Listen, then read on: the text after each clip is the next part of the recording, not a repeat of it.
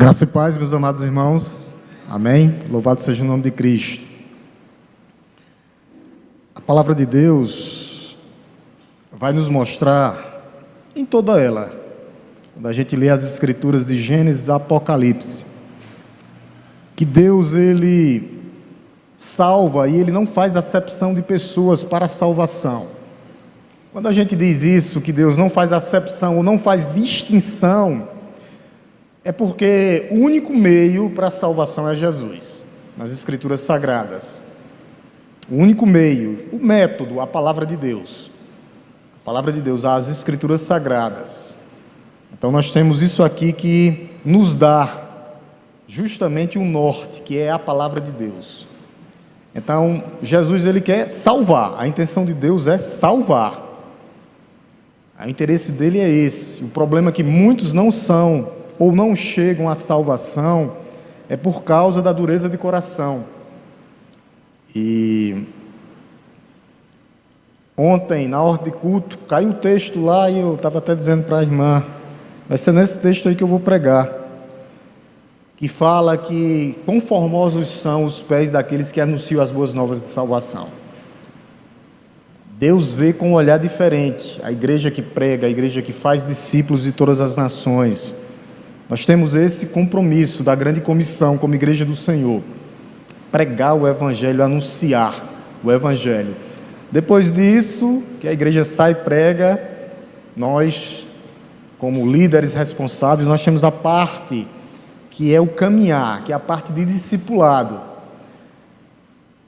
que é um processo, esse processo de santidade até a volta do Senhor. Mas eu gostaria que você abrisse sua Bíblia nessa noite, lá na carta de Paulo aos Romanos, Romanos 10, nós vamos ler 4 versículos hoje, Romanos 10 do 12 ao 15, Romanos 10 do 12 ao 15, Romanos 10 do 12 ao 15,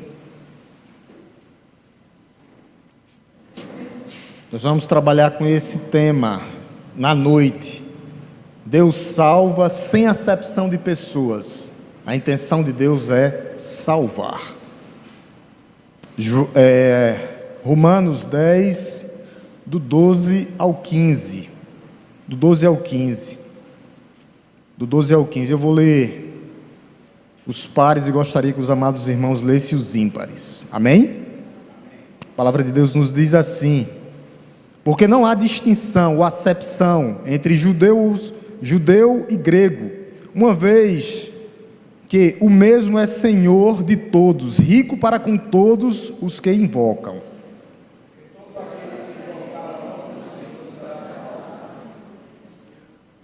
Como, porém, invocarão aquele em quem não crerão? E como crerão naquele de quem nada ouviram? E como ouvirão se não há quem pregue?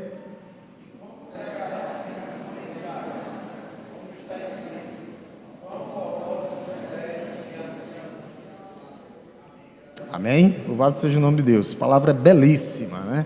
Quão formosos são os pés daqueles que pregam a palavra de Deus. Paulo está extraindo esse texto aqui de Isaías.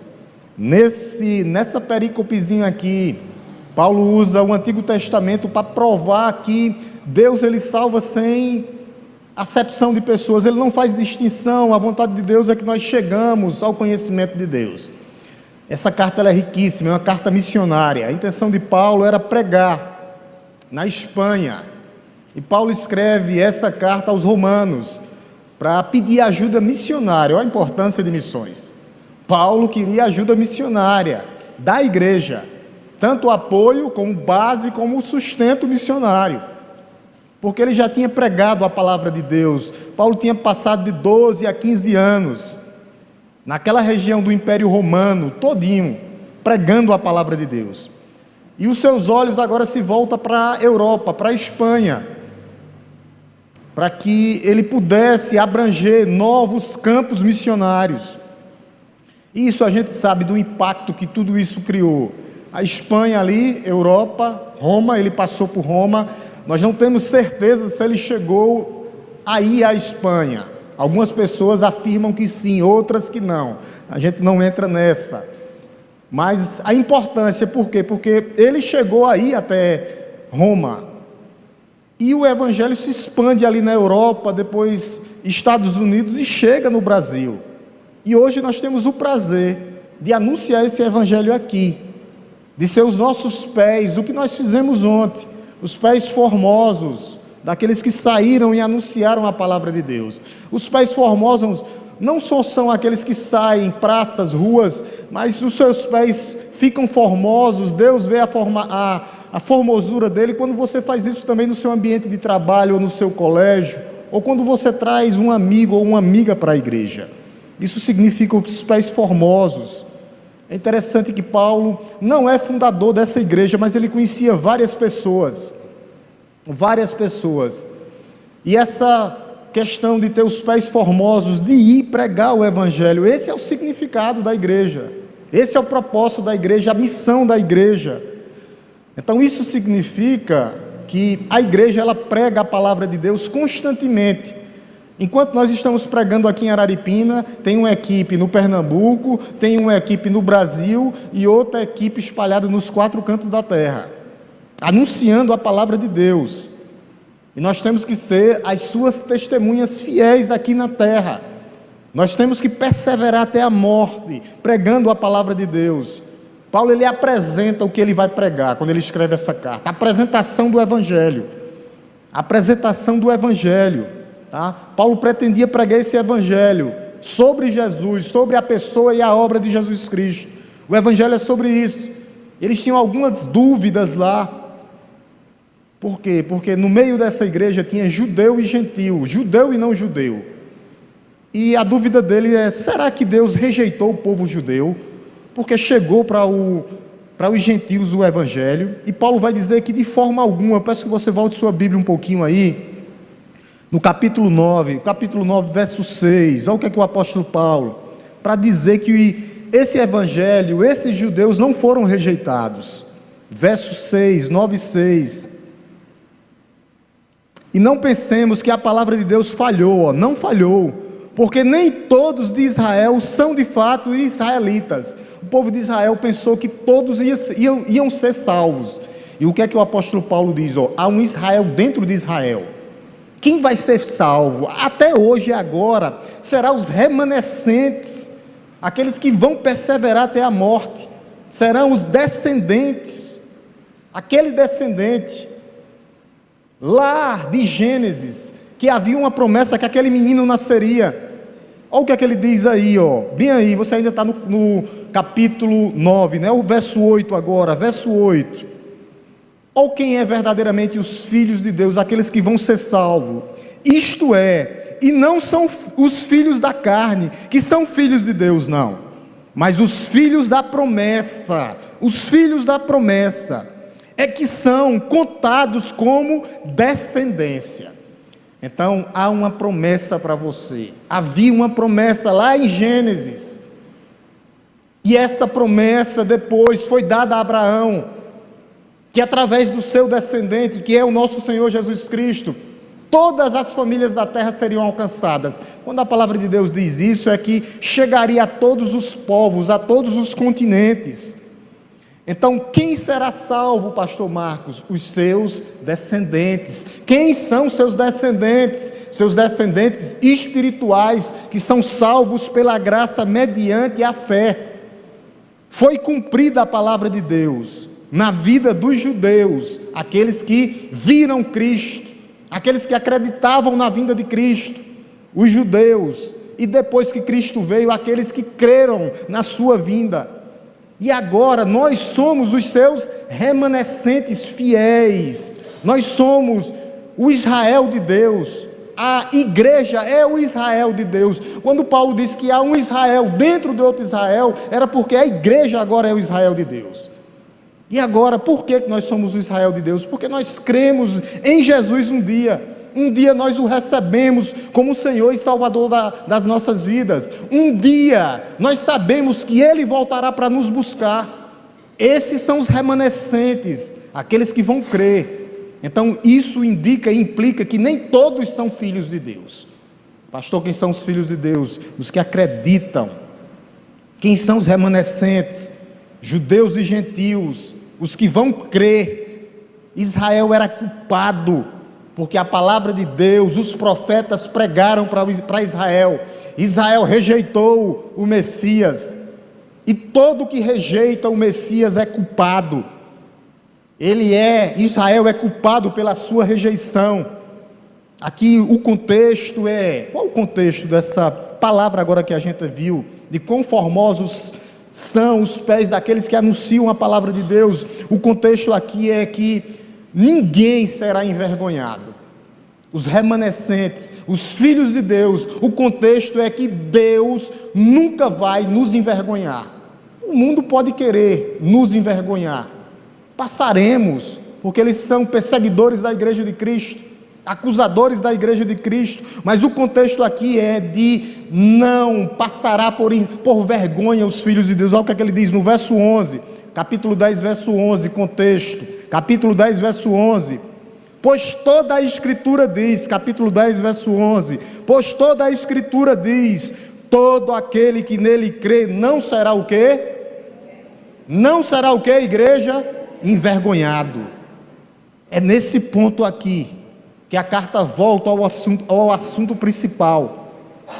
Qual o propósito de Paulo para aquela igreja e para a igreja atual? Ele quer sacudir a igreja, ele quer sacudir a igreja hoje, ele quer sacudir a igreja daquela época, ele quer sacudir a primeira igreja de Araripina, para que a igreja se envolva no projeto missionário, que é salvar almas que estão sendo perdidas.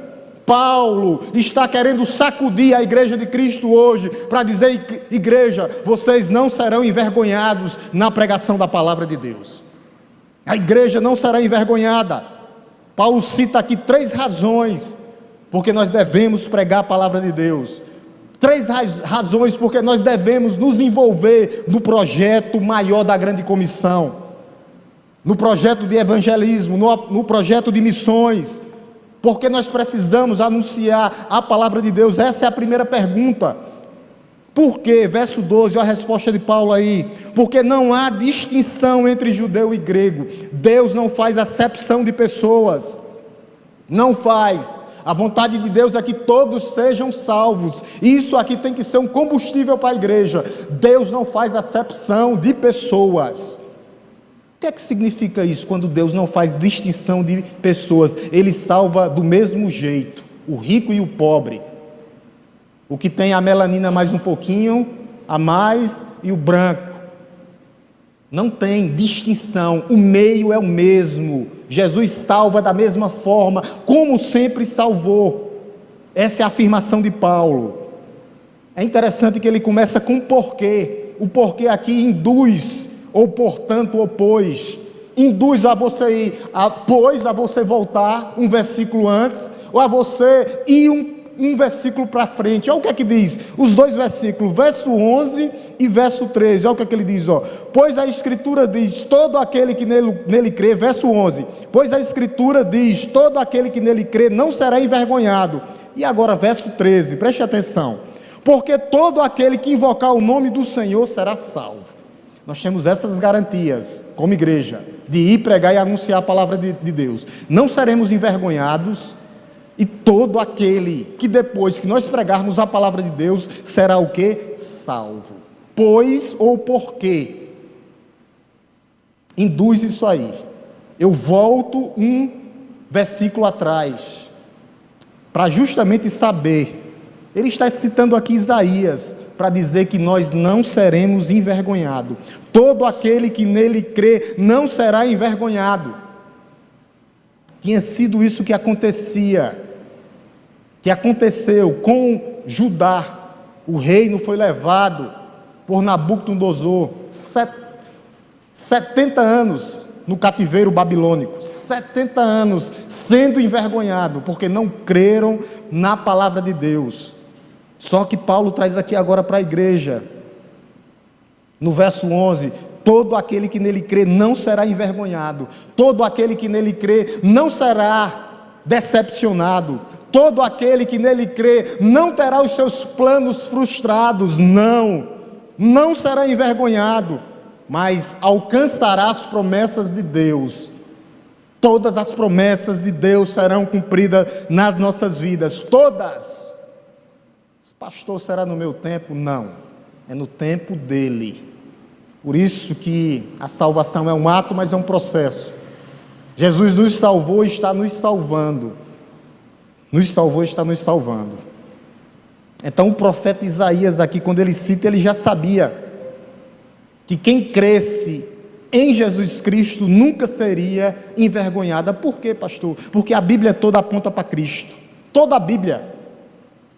Por isso que ele chega aqui no verso 12, agora com a igreja. Deus não faz acepção, Deus não faz distinção, verso 12. Deus, porque não há distinção, não há acepção de pessoas. Não há acepção, porque o meio é Cristo. O meio é Cristo. O meio é Cristo. É interessante que Paulo sabia muito bem que todos tinham pecado. E Paulo, no capítulo 1, ele entrega à humanidade. Ele diz, vocês terão uma oportunidade, a palavra será pregada, mas aquele que não crê em Cristo, Deus entrega a eles. Vocês querem viver assim, vocês vão viver assim. Dálcio, coloca aí, volta aí, capítulo 1, verso 28 e 29. Eu quero que você preste bem atenção nisso.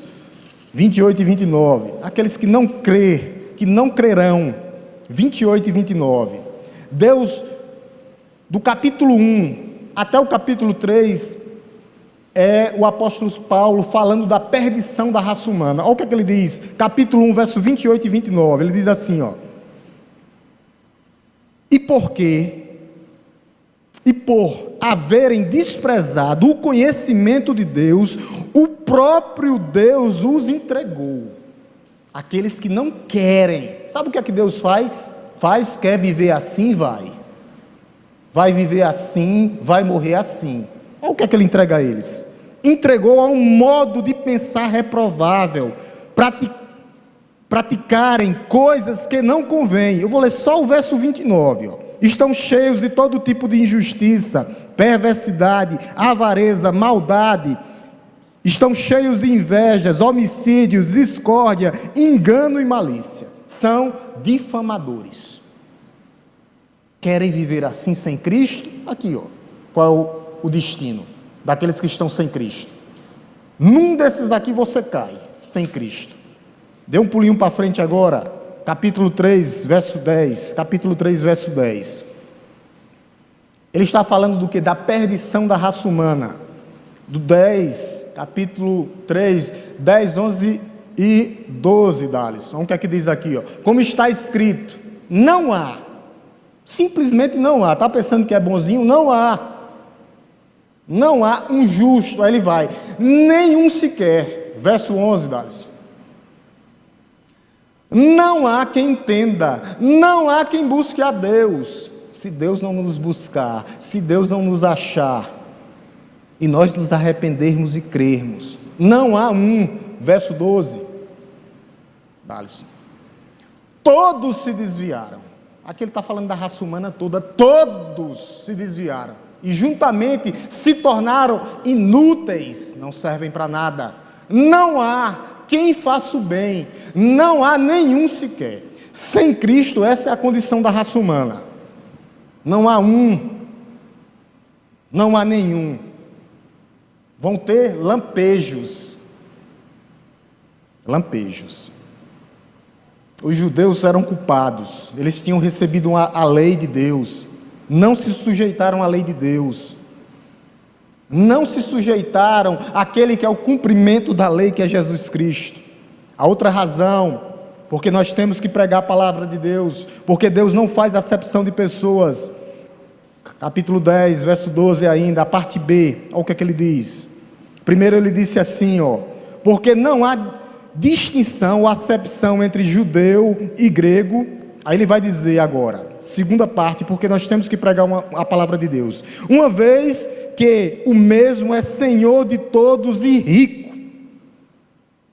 O Senhor é Senhor de todos. O que é que o apóstolo Paulo está dizendo aqui? Só há um Deus, só há um Senhor. Um só Deus, um só Senhor, um só Espírito, somente um Deus. Naquela época havia várias Desde o Antigo Testamento, vários falsos deuses, Astarode, Dagom, Baal, Moloque. A lista aqui é intensa, intensa. Divindades falsas, pagãs. Quem diz isso é João Calvino, que diz que o coração do homem é um poço de idolatria. Todo e qualquer Deus é criação da mente humana, da imaginação da mente humana, porque só há um Deus, um só Senhor, é isso que ele está dizendo aqui. Por isso que nós temos que pregar a palavra de Deus, porque só há um Deus, um Senhor. E Senhor aqui significa, sabe o quê? Que todos passarão pelo tribunal de Cristo. Ele é Senhor, todos nós prestaremos conta. Não importa se é europeu ou americano, ou brasileiro, não importa. Todos passaremos pelo tribunal de Cristo. Todos nós. Os incrédulos daquela época, os incrédulos de hoje, aqueles que acreditam ou aqueles que não acreditam, todos eles passarão, todos prestarão conta a um único Senhor. É isso que ele diz aqui. Por isso que nós temos que pregar a palavra de Deus. Esse Senhor aqui é Senhor de juízo. Ele é Senhor que virá julgar as nações. Só há um Senhor. Por isso que ele não faz acepção de pessoas. Por isso que não há distinção. Todos haverão de passar no grande tribunal de Cristo. Todos comparecerão. Todos. Nós só temos duas opções. Qual, pastor? O céu ou juízo. O céu ou juízo. Não há outro caminho. Paulo aqui explica porque não há distinção, trazendo o último ponto no verso 12. Porque não há distinção e porque nós temos que pregar a palavra de Deus. No finalzinho do verso 12, é o que ele diz, o apóstolo Paulo diz assim, lá no finalzinho, ele diz assim: Ele é Senhor de todos e rico para com todos os que invocam o seu nome. Ele é rico somente para os que invocam, para quem buscam, para os que buscam a Deus. Não é para toda a raça humana, não. Mas simplesmente Ele é rico para aqueles que buscam, invocam o seu nome. Não importa como você chegou aqui, clame ao Senhor. Clame ao Senhor. Por isso Ele não faz acepção de pessoas, do doutor ao analfabeto. Não faz distinção do pobre ao rico. Ele é rico e compassivo, misericordioso para aqueles que o buscam, para aqueles que o invocam, rico para com todos os que invocam. Não é toda a humanidade, mas aqueles que clamam pelo Senhor, para aqueles que buscam o Senhor. É tempo de buscar o Senhor em arrependimento, contrição. Venha, de onde você estiver, como você estiver, venha clamando, invocando, chamando, com todo o seu coração. Deus, Ele gosta de corações quebrantados, daqueles que estão contritos, daqueles que se humilham diante da sua face. Deus tem prazer em corações quebrantados. O desejo de Deus é que você o busque, que você invoque o seu nome na sua angústia, na sua dor e na sua necessidade. Está invocando o nome do Senhor? Sim ou não?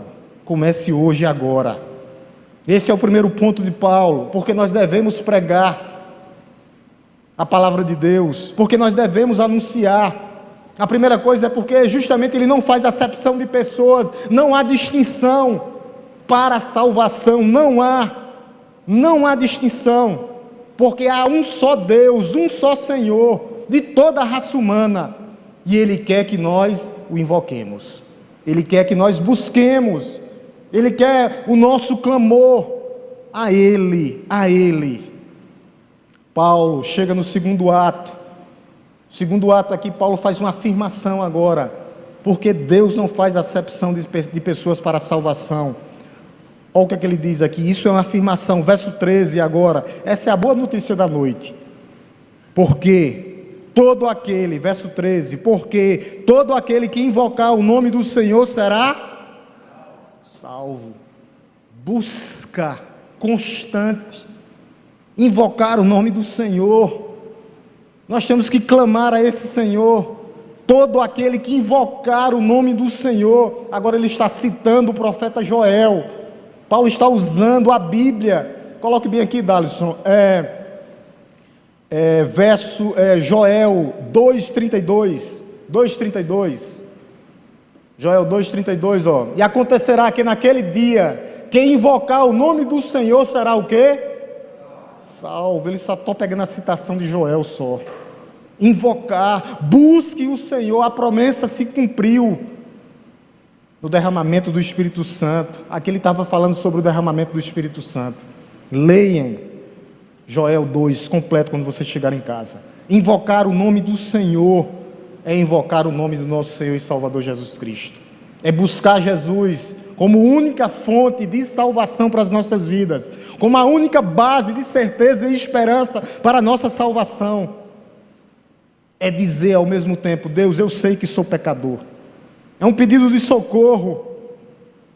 Eu sei, Senhor, que eu quebrei a tua lei. Eu sei, Senhor, que eu te ofendo com os meus pecados. Eu sei, Senhor, que eu ofendo a tua santidade.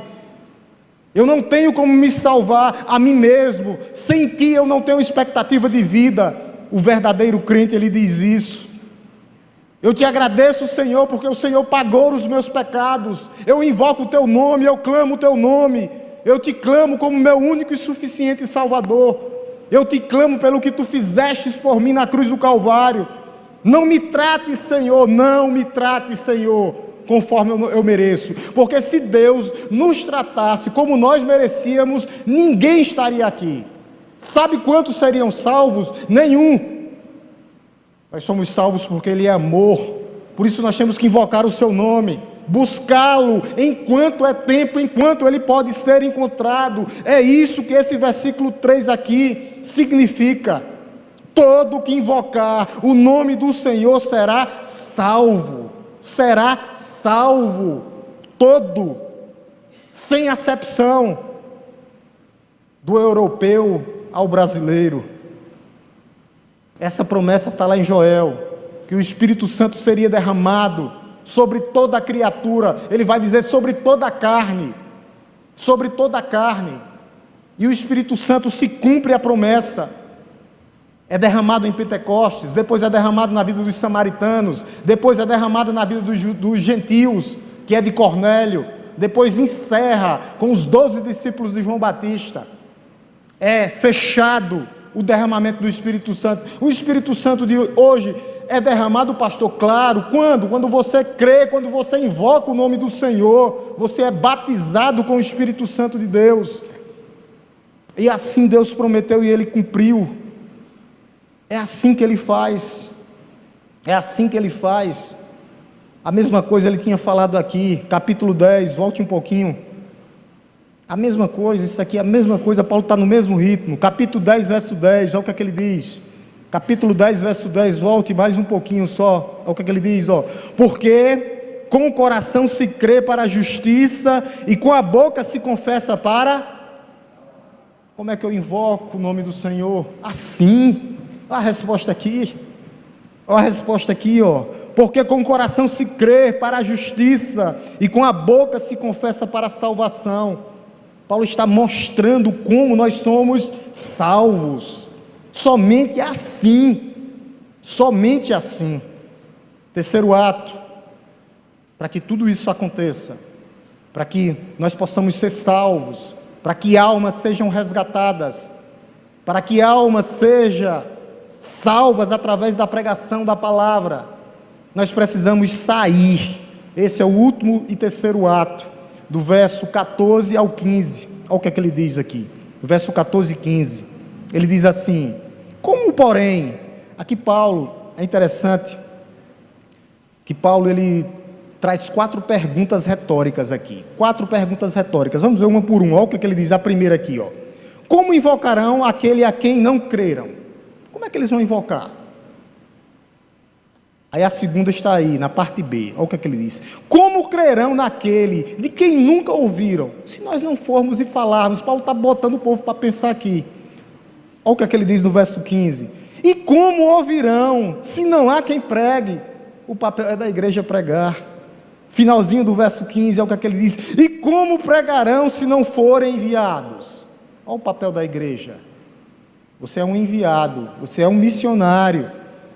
Perguntas retóricas. Paulo aqui ele gera uma cadeia, uma rede de acontecimentos, para mostrar a importância da pregação da palavra da igreja, a importância de enviar missionários e ter missionários nas bases. É uma cadeia, é mais ou menos assim a cadeia. Deus envia, ele envia quem? A igreja vai e prega. Prega a quem? As nações. E o que é que vai acontecer? Muitos crerão. E os que crerão, vai fazer o que, pastor? Invocarão o nome do Senhor, vão crer, suplicar e buscar a Deus, encontrarão Jesus Cristo. E ao se reconciliarem, serão salvos através do que Cristo fez. Essa é a estrutura. Ou seja, uma corrente de acontecimentos. E lá no final aponta para quê, pastor? Salvação. Por isso que a gente só fala de salvação aqui no domingo à noite. Vai e volta, mas fecha com salvação. O início é a pregação da palavra de Deus e o envio missionário pela igreja, e fecha com a salvação. Aqui é estabelecido a relação direta entre o que, pastor? Pregação e salvação. Não há salvação sem a pregação da igreja. Não há salvação sem os envios de missionários. Não há salvação se a igreja não pregar e não anunciar a palavra de Deus. Pessoas são salvas através da pregação da palavra, somente assim. Somente assim. Nessa passagem aqui, é possível ver com clareza que não há salvação sem a pregação, sem o ensino e sem a pessoa e a obra de nosso Senhor e Salvador Jesus Cristo. Não há. Paulo está reafirmando aqui o que o próprio Jesus disse lá em Mateus 14. Eu sou o caminho, a verdade e a vida. O caminho é Ele. Não há salvação sem Ele.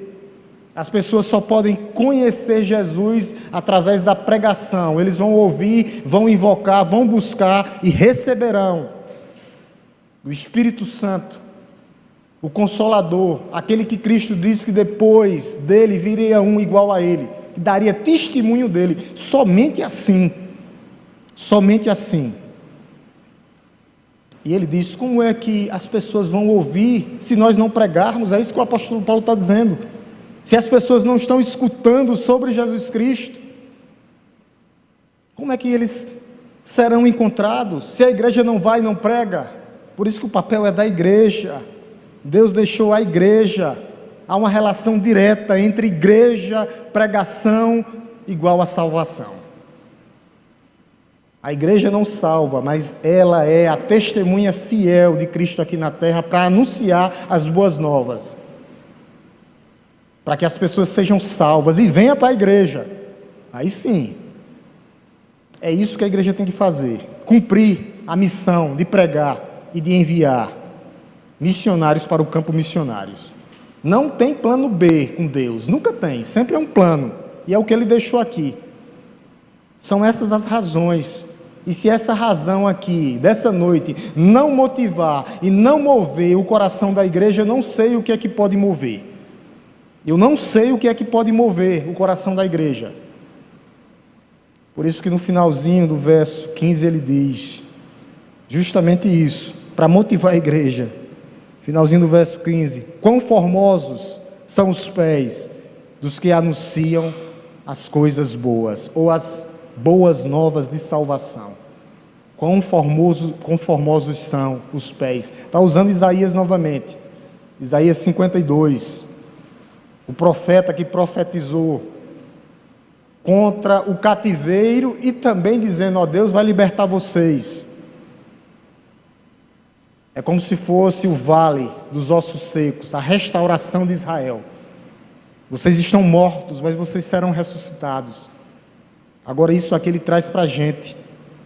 Paulo aqui pega essa passagem e aplica para a igreja agora, dizendo que os nossos pés são formosos. Por quê? Porque agora nós anunciamos o quê? As boas novas. Que é isso, pastor? O evangelho da salvação. Sobre quem, pastor? Sobre Cristo.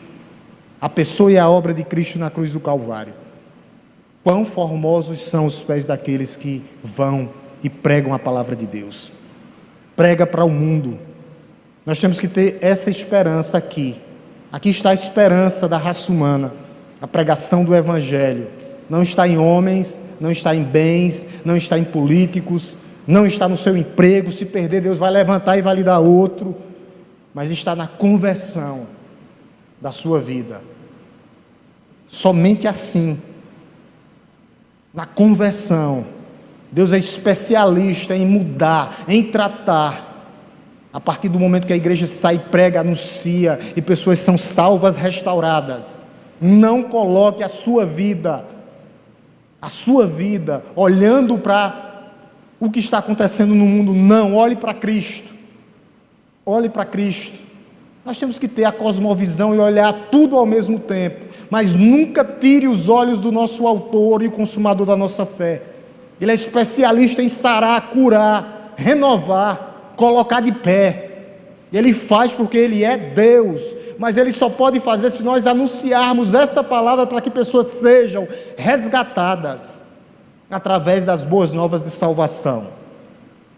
Eu termino com algumas aplicações para que a gente possa pensar em tudo que foi falado aqui hoje. A primeira coisa é que Deus não faz acepção. Não faz. O meio é Jesus, que salva. Somente Ele. Método, pregação da palavra. É pela fé, graça mediante a fé. Mas a palavra tem que ser pregada para que pessoas sejam rendidas e entregas. Judeu e gentil, judeu ou grego, como está escrito aqui, homem ou mulher, idoso ou criança, doutor ou analfabeto, a salvação é por meio de Cristo, somente Cristo. Não tem outro caminho. De todas as épocas, pastor, todas as épocas. Antigo Testamento também era assim, era. Mas Cristo não tinha vindo, mas eles criam na vinda do Messias. No Antigo Testamento era assim a salvação. E no Novo Testamento não mudou. Só mudou o fato, porque agora Ele veio, e nós cremos que Ele veio.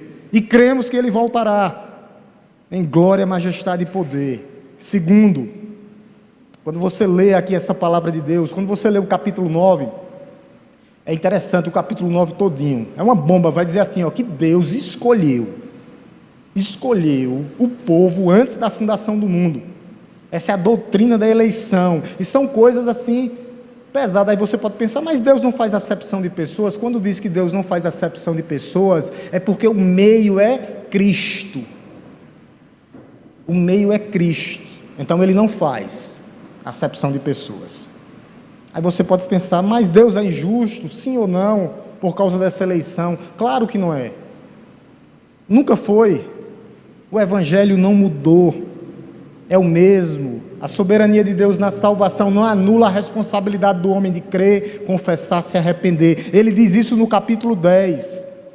O capítulo 10, onde nós lemos aqui: todo aquele que invocar, que buscar o nome do Senhor será salvo. Nós somos chamados, escolhidos, mas com um clamor genuíno Ele nos salva. Uma coisa não anula a outra. Você pode ser salvo hoje, se você clamar ao Senhor. É isso, é o capítulo mais missionário que tem, porque ele fala dos pés formosos que vão, pregam e anunciam a boa nova de salvação. E as pessoas têm que invocar o nome do Senhor, confessar com a sua boca e crer com o seu coração. Essa é a argumentação de Paulo aqui. Não existe argumentação mais poderosa do que essa para convencer o homem do pecado, da justiça e do juízo. Não existe, não existe. O que existe é vários filhos de Deus espalhados nos 4 cantos da terra, mas eles têm que ouvir. Nós temos que ir através dos pés formosos que vão e pregam, para que eles possam escutar, invocar, confessar com sua boca, para que eles possam ser salvos. Somente assim. Somente assim. É exatamente porque eu creio, porque nós cremos, e nós temos essa esperança da volta do Senhor. Nós temos essa esperança, e nós cremos, por isso as pessoas ouvirão a palavra de Deus. Ouvirão a palavra de Deus, porque nós vamos sair, e é um privilégio, meus irmãos, pregar a palavra de Deus, é um privilégio. Não percam a oportunidade. Não percam a oportunidade. Nós temos vários campos de trabalhos. Não percam a oportunidade de ir, de se envolver em missões. É um privilégio. É um privilégio, porque um dia alguém veio para o Brasil, um dia alguém anunciou o Evangelho, um dia alguém veio e falou de Cristo, e um dia esse Evangelho chegou até a igreja aqui, chegou até Araripina, chegou até o Alto da Boa Vista, chegou até o Ramalhete, o Cavaco e todas as outras dimensões aqui de Araripina. E para você que está aqui nessa noite, que ainda não entregou sua vida a Jesus, o meio para a salvação é Cristo Jesus. Nunca desperdice uma oportunidade. Você não sabe quando você sair daqui dessas 4 paredes, o que vai acontecer. A palavra de Deus diz que nós não podemos incluir 45 centímetros no curso das nossas vidas, que é um corvo, de um palmo aqui, ó. Não percam a oportunidade de se render e entregar sua vida a Jesus. Nós não sabemos do dia de amanhã. Nós temos vários conhecidos aí que faleceram. E nós sabemos que eles faleceram sem Cristo. Não adianta a gente tem que ter a razão sempre em avaliar todos esses casos. Muitos faleceram e a justiça de Cristo não foi aplicada na vida deles. Tiveram a oportunidade, ouviram um dia, pode ter certeza que o Evangelho foi pregado, mas eles não creram.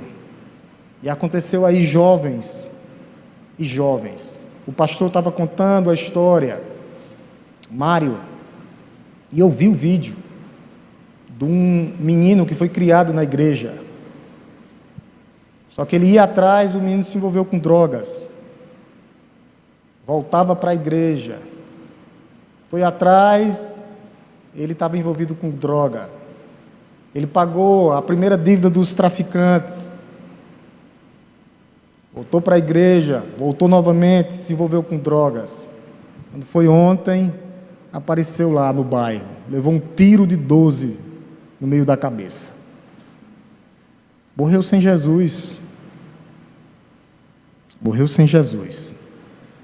E o pastor Mário disse para mim, a gente sabe o que aconteceu. Não foi falta de oportunidade. Mas hoje, eis a boa notícia, você está ouvindo o Evangelho da Graça. Vocês ouviram, se invocarem o nome do Senhor. Vocês nunca serão confundidos, meus irmãos. Mas serão salvos. Nossos pecados é perdoados.